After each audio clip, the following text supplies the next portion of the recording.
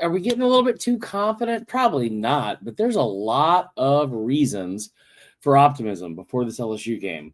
Sat in on Brian Kelly's press conference today. He had some interesting things to say. We talk about all of it right now. Locked On Gamecocks starts right this instant.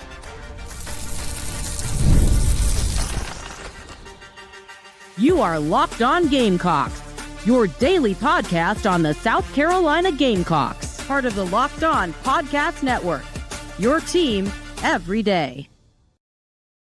What's up, guys? Welcome into Locked On Gamecocks. I'm your host, Chris Marlowe. I hope everyone's having a fantastic Monday or Tuesday or whenever you're listening to this. Hopefully it's not Monday because Mondays are the worst. So I hope you're having a fantastic Tuesday. Got a good episode for today. Very excited. Went a little bit behind the scenes. And behind enemy lines with LSU and went to the press conference today with Brian Kelly. He had some interesting thoughts on the game, and so do I, to be honest. And I don't think the sky is falling, even though our episode yesterday put it out some pretty bad, glaring numbers for South Carolina. Before we get into any of that, I want to say thank you to everyone making Locked On Gamecocks your first listen each and every day. Shout out to our everydayers. Remember, we're a free and available podcast wherever you get your podcasts, as well as on YouTube, part of the Locked On Podcast Network, your team every day. Today's episode brought to you by our friends at FanDuel. Remember, right now, new customers can bet just $5. And if your bet wins, you'll get $300 in bonus bets to use across the app. Download the app today. All right, let's get into it. You know, we talked yesterday about the offense and how there's a lot of a struggle there. Oh, real quick, I know it's not important, and I shouldn't have interrupted the show already. This whole white space back here, we got some things being delivered. You're going to like it. It won't be as plain, I promise. I'm very excited about it. Anyway, for the audio listeners, sorry for yelling. So getting back into it. This LSU game coming up is going to be a difficult game. It is, you're a 9.5-point underdog. I think that line trickled up to 10.5 today in some sports books, which is okay. I think I brought the number yesterday. I believe they are 16-2 or 17-2 in night games under Brian Kelly. That number actually might have gone up because they played Southeastern and Louisiana Tech. I don't know. But the number is pretty high under Brian Kelly. I think they had 2 losses. One was to Alabama. The other, I don't remember. But it's a difficult place to play. Everyone knows that. You're coming off a bye. Remember last year off the bye is when you had the Ole Miss game. And you know, obviously it didn't end well. I thought that game almost reminded me of the way. Hold on here. Of the way the Vandy game went. I know there wasn't an injury, but it was one of those things where it was like you just kind of out coach yourself and got in your own way to start, and it was very weird. And it just all got away from you really quickly. Everyone in this region, I feel like, is pretty confident, and understandably so. South Carolina is a very flawed team right now. There's a lot of flaws to look at. You look at offensively. We brought up the numbers yesterday and where they rank. And I only did the SEC rankings. One of my coworkers, Hunt Palmer, does a great job for us. He brought up the national rankings. And guys, this is not going to shock you, but they're not much better. Your ranks around 95th or worse in almost every single major category. A lot of rankings in the hundreds, which is not dissimilar to what happened last year. But all that to be said, I don't think we're crazy for thinking there's like some reasons for optimism here. And it's not just Lenore's Sellers. I think that this game can come down to which team knows their identity more. And that may sound trivial or stupid or weird or whatever, but I think it's a really good point in terms of whichever team knows their actual identity the best, I think has a leg up in this game. And like, listen, let's be clear. LSU has a better defense. They have more weapons on offense that are at least tested, higher ranked recruiting classes for how many years, the composite team ranking or talent ranking, like all that. I think you have a leg up at the offensive or on at the quarterback position, because the quarterback position, you're at least healthy. I think they've both kind of been underwhelming at times in comparison to what their preseason expectations were. But Lenore's has been pretty damn good in spots and no one's giving a ton of credit for. He struggled early, especially in that South Carolina State game when the ball was drenched. But like, look at what he did against Kentucky, 11 of 14. In that game, your identity was we're going to run the football if it's the last thing we do. That can't be what South Carolina does against LSU. It just can't. It just can't. It's not going to go well. You have got to line up, and you've got to try and figure out a way to throw the ball 30 times a game in this game. Lenore's a good enough passer, and one of the only strong points of your offense, right, is like, yeah, you're not great. You're so far down, in total plays, scoring offense, rushing offense, passing offense. Like, all the numbers aren't great, but that yards per attempt at 9 yards per attempt is pretty damn good. I think it's like 5th in the SEC. Your passer rating, especially on first down, is pretty elite. It's over 206. Average usually is around like 149, 150. The completion percentage is off the charts, and that's in that scenario. I think that you're going to get into a situation where, like, LSU needed the bye week to get healthy and kind of lick their wounds. Okay? South Carolina, it felt like, needed the bye week because it's like, man, we would really do well with an extra week of self-scouting and evaluation. And all teams do that. It's not like LSU didn't do that. And they've got a great staff. Everyone, I cannot stress this enough. Everyone over here, I love it here. They're all great. Like, they really are great. I know people don't love Brian Kelly. He's been nothing but nice to me. He's been a great dude to me. So, like, I have every belief that they are doing the same things that any other team on a bye could do, including Shane Beamer and the staff. The part that I feel strong about is I get the idea that a lot of the thought on this matchup is, if you stop Sellers, you can stop South Carolina. And maybe that's right. I don't know. Certainly, if you're able to take him out of the game and he's completing 50% of his passes with turnovers or whatever, then sure. But here's the thing. LSU has been really good at forcing turnovers this season so far. The secondary has been really good. You saw the 5 interceptions they got against Florida and DJ Lagway. For some reason, the DJ Lagway comparison has become a pretty big staple in comparisons to Lenore Sellers. I'm not really sure why, but they have a really good defense. We know that. It just seems like, to me, the strong points of LSU and, like, the strong points of South Carolina, more importantly, match up pretty well with what LSU is good at. Like, what is South Carolina really good at defensively? They're good in the secondary. The linebackers are really good at flying around the field. Justin Okoronkwo has been fantastic. Now, they've missed some tackles, but mostly that's in the run game. Where else are they really good? The edge rushers get up the field. They got, I think, the 4th most sacks in the SEC right now with like 14. Like, those are your strengths as a defense. It kind of matches up pretty well against LSU. They cannot run the football. They're banged up on the offensive line, and they have a quarterback who's not the most mobile right now. So what they are going to want to do is throw the football. Now, don't get me wrong; they are loaded at receiver, but Aaron Anderson is injured. That's their best receiver. Now, Xavier Thomas is fantastic. I love Nick Anderson and what he can do. Chris Hilton will be my favorite player in this team from now until forever. He's a great kid. But, like, they haven't had an emergence of those guys outside of Anderson. Anderson, I think, is probable for this weekend. All the strengths that you have, especially defensively versus offensively, match up pretty well. Like, I talked to my boss about this today, Gordy Rush, about it. He brought up a really good point about they find themselves in a lot of situations where they kind of shoot themselves in the foot, and they're end up being in like second long and they're behind the chains. And those are all things that are accurate. But if you can figure out a way to cut that part out, and some of the stuff that LSU has been dependent on so far, like getting turnovers, so far they have 8 turnovers forced that they've gained. That is 1 less than South Carolina. It's the 6th best in the conference, right? That's good. I mean, that's good. They don't turn the ball over a ton. They only have 3 on the year. But you're talking about also a defense that, like, they got 5 picks against South Carolina or against Florida. South Carolina has 4 turnovers on the year. They were all in one game. they haven't really exactly been turnover prone, knock on wood. Lenore Sellers has never thrown for more than one interception in any game he's started. He's had some bad interceptions, but he's never had more than one. The fumbles thing seems to be fixed. So this is just from a point of optimism.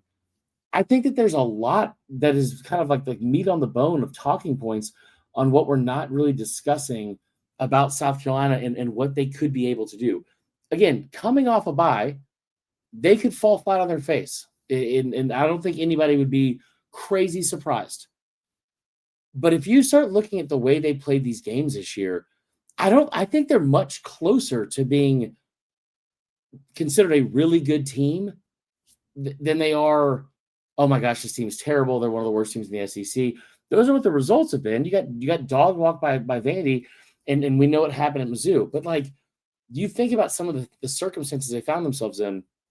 Again, the reasons for optimism are pretty strong here. We're going to get into more here in a second. Also break down some other quotes from today that I thought were interesting. Before we do that, want to give a shout out to our friends at Peloton. Peloton is shaping the future of fitness, guys, and they are doing it with their brand new Peloton Cross-Training Tread Plus. Powered by Peloton IQ, it's their most advanced equipment yet, designed to give you real-time guidance and endless ways to move. Whether you're running, lifting, or cross-training with your favorite instructors, this is training reimagined. Peloton is built for breakthroughs with tools that help you plan, stay motivated, and reach peak performance. I love how the Peloton IQ system offers real-time strength coaching. It actually tracks your reps, suggests the right weights, corrects your form, making every single rep safer and smarter. Gotta love that. Also, the swivel screen is pretty sick. It's a game changer. You can go from running on the tread to strength training without missing a beat and do all the above. So let yourself run, lift, flex, and push forward, most importantly. Explore the new Peloton Cross-Training Tread Plus today at onepeloton.com. We will be back with more Locked On Gamecocks after this.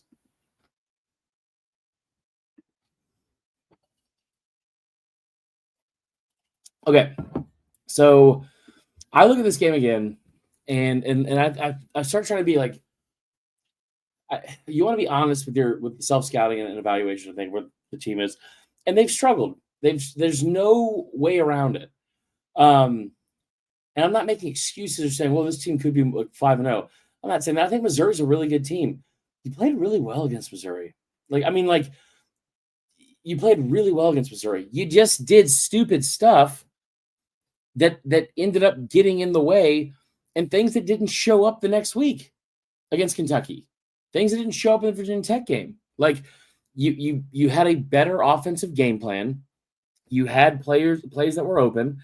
You were not able to hit them a lot of times because you had such a fierce pass rush coming at you from Missouri. By the way, Mizzou is one of the best in the SEC in terms of pressure on the quarterback. I think Damon Wilson, the kid from 5-star from Georgia, he has 21 on the year. That's more than Georgia has as a team. That's a pretty good front four. Now LSU is a good front four too. Don't get me wrong. They will get after the quarterback.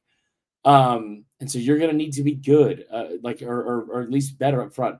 But I think the key to this whole thing is just figuring out a way to not make yourself in 2nd and 16. Now, Lenore's is going to get sacked. I think that's just the main. There's no way to around it at this point. It's going to happen. But if you can figure out ways to be in short down distances and control the clock, from what I have seen this LSU team, it has become a growing frustration with the team and the fan base of how they have been able to, how they haven't been able to be effective and explosive on offense. You got to think about this, man. Every guy that they have done what we praise South Carolina for a lot, specifically on defense. Every guy they got in the portal, they hit. They've all. There haven't been any misses on defense there. On offense, you have Chris. You have 6 guys that are sub 4.4 speed. You've got playmakers everywhere, and you can't figure out how to get them the ball. Nussmeier looked clearly pretty injured against Ole Miss. They lost their starting left tackle going into that, Weston Davis. They're starting a true freshman, Carius Kern, who they are really high on. He's a former 5-star. He's very, very good. Gives them a lot of energy. Makes some freshman mistakes for sure. But I think that when you watch him, I think he gives them like potentially their highest ceiling as an offensive line group. Now I don't get paid to coach offensive lines or talk about them really too in depthly, but I do think that he's been pretty good.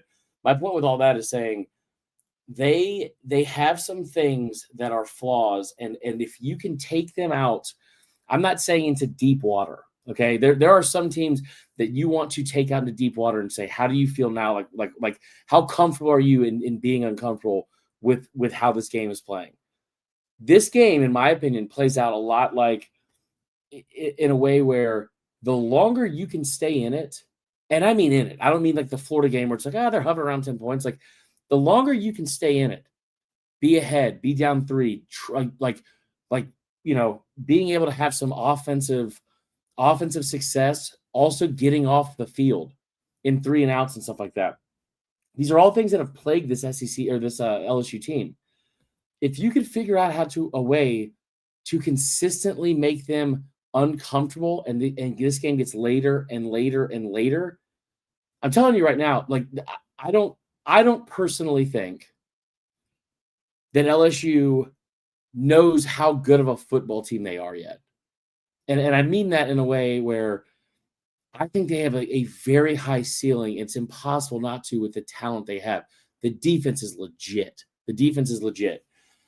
But you saw it against Ole Miss and how uncomfortable they looked in their own skin trying to figure out what to do offensively, refusing to hand the ball off. You had an Ole Miss defense that was dead last in the SEC in rush defense, and you gave your running backs 3 carries in the first half. Now, Caden Durham was out, but you got a 5-star in Harlan Berry. You got Caleb Jackson. You got depth there. So to not even try at all to commit to intentionally running with your running backs, it screamed to me, we don't know who we are offensively right now. And usually in the past, you could look at Garrett Nussmeier and say, hey, 18 or 13 last year, go out there. We need you to make some throws, get us on the board. That hasn't been the case this year. Like that just has not been the case through however many games they've had this year. You look at, like, we have talked ad nauseum about the struggles that LSU is, or sorry, South Carolina has had offensively. Garrett Nussmeier on the season, 7 passing touchdowns in 5 games, 3 interceptions, 67% completion percentage, right? It's almost the exact same as Lenore's. He has more yards than Lenore's because they throw the ball a decent amount more. I think he has almost he has 250 more yards than Lenore's Sellers, and Lenore's has thrown the ball 84 times less this season. So the idea that this offense is going to be super explosive and be able to throw the ball over the field, they haven't done it yet. And it's not like South Carolina has done it a ton, but statistically speaking, looking at their strength, that's the strength. Lenore's, where do you rank? Where's his passer rating been? 3rd in the conference, 165.09. Yards per attempt, 1st in the conference, 10.2. Who's he tied with? Oh, Trinidad Chambliss. Trinidad Chambliss, the same guy that just went and put up however many yards against this defense, then also figured out a way to get even more on the ground. You're going to have to use Lenore's legs. The one thing that you can make that comp all you want. I've heard a few people do it. The danger in that is Lane Kiffin's calling plays for Ole Miss, not Mike Shula. But the blueprint to beating them isn't necessarily the Ole Miss game. It is figuring out a way to get these people uncomfortable for 45 to 50 minutes. And they are at home, but there hasn't really been a game where you've watched LSU come out and put your foot on someone's throat and go win a game. Maybe Clemson. But I mean, like that Florida game, a 10-point game when you had 5 interceptions, I thought it was I was in the building. It was a really fun game. It was great to see DJ Pickett close it out with that final interception. But like a 10-point win with 5 interceptions, you feel like you could have distanced yourself a little bit more, right? Maybe it's because they took a knee on the final drive. I don't know. But I mean, like Clemson is like the only one where it feels like they were able to really, really impose their will and then go get a win. But from what we've seen, I don't know how good Clemson is. And I definitely don't know if that Clemson team, especially at that point, is anywhere close to the same team they are now. I think that might, a better way to put it is, I think that might have been LSU's best that we've seen so far. At least I think that's a fair thing to say. That might have been LSU's best. And since then, we've kind of seen this like groundswell of frustration that they have not figured out a way to get the ball further down the field, score from far, and be more explosive. I'm telling you, if South Carolina can figure out a way to keep this thing close or get a lead and be able to, like, listen, these edge rushers have a big advantage this weekend, but on both sides. But South Carolina's they've played very, very well. And if they can go do the things that they were able to do in the first half of last year's game, and they fought for 60, but like, especially in the first half of last year's game, if they can figure out a way to keep this thing close or get a lead, I don't think you see the same end result as last year. Now, a lot of things happened last year, right? But I'm just telling you right now that there's being a 10.5-point underdog, it's understandable. I got it. You're playing in arguably the toughest environment in college football. LSU is crazy talented. The roster is significantly better than South Carolina's. I don't know if LSU is at a point right now that they know who they are on the opposite side of the football. You have a vulnerability. I don't think I said that word right. You have a vulnerability to go take advantage of. So that is going to be all for today's show. I appreciate you guys listening. I know it was a quick one. We'll be back tomorrow with a more deep dive. If you guys, a couple of you reached out to me. I'm excited to see some of y'all in Baton Rouge. If you're coming to Baton Rouge, let me know. We'll get some recs and all that kind of stuff. I can send you guys out where you guys should go to dinner and all that kind of stuff, and then game day as well. But I'm telling you, there's a lot to like here. And they have to figure out a way. Now, it could all go to crap if they come out and all of a sudden are behind early. But I think there's a really big opportunity on Saturday. I think there's a really big opportunity. It's a little bit different than the opportunities you had at the start of the year. Because the opportunities at the start of the year where against Missouri, I didn't expect them to win, but I did expect them to figure out things foundationally that were going to help move you forward and be better. I think that you're past that now because you need wins. But getting a win or a close loss here does a lot to change the perception of this team and where they are in this season. Remember last year, the 6th game of the year, they went to Tuscaloosa and they barely lost. That changed the trajectory of this team immediately. A win would be better, but I'm telling you, this is a team in the same way that Bama team then was kind of like, okay, like, who are we? We just beat Georgia. Maybe this has been a better point to made, not 23 minutes in. Just beat Georgia, lost to Vandy. Who are we? That's kind of how I feel about this LSU team right now. They've had a week to figure it out because of the bye week. I kind of feel pretty strong about that being the case. All right, we're going to get out of here. Before we do, we're going to pay some bills. I appreciate you guys. And I'll tell you what, this episode is also brought to you by our friends at Square. There are certain businesses, okay? Certain businesses that make the neighborhood. These are the places that become an extension of the home, whether it's a sports bar dedicated to your team's fan base, the spot with the best wings in town for game day, or that beloved local chain that's been rooted in your community for years. These businesses are what bring people together. When neighborhood businesses thrive, the whole neighborhood thrives. I'll tell you what, you know who's on Square? You know who's on Square back home in Columbia, South Carolina? Beautiful Columbia, South Carolina. Brugger's Bagels, love them, by the way. Maurice's Barbecue Piggy Park is another one. How about the College Mart right in 5 Points as well? You can do a lot of things with Square, and when you do, the whole neighborhood benefits from it. Square is a proud partner of more than 4 million neighborhood businesses around the world. You can go to square.com/go/lockedoncollege to learn more. But before you do, go support your favorite neighborhood spot. You'll be happy you did. Square, see you in the neighborhood. Last but not least, I want to give a shout out to our friends at FanDuel. I think we got some games coming on here shortly. Monday Night Football. Maybe there's a LDS game. Major League Baseball playoffs. I'm not watching because my team's out. Don't want to talk about it. But the NFL season is here, and FanDuel has an offer you will not want to miss. Right now, new customers can bet just $5 and get $300 in bonus bets if you win. That's right. Pick a bet, put down $5, and if it hits, you'll unlock $300 in bonus bets to use across the app. I'll tell you what, the Dodgers, obviously, that's probably a pretty strong team to bet on, even if they're playing my fiance's Philadelphia Phillies, I believe. Toronto looking to close out the Yankees. There's a ton of good action in Major League Baseball, and there's always, starting Wednesday, we get 49 straight days of football. Tons of action to bet on. I'll be doing it. I hope you will be doing the same, but make sure whatever you're doing it on FanDuel.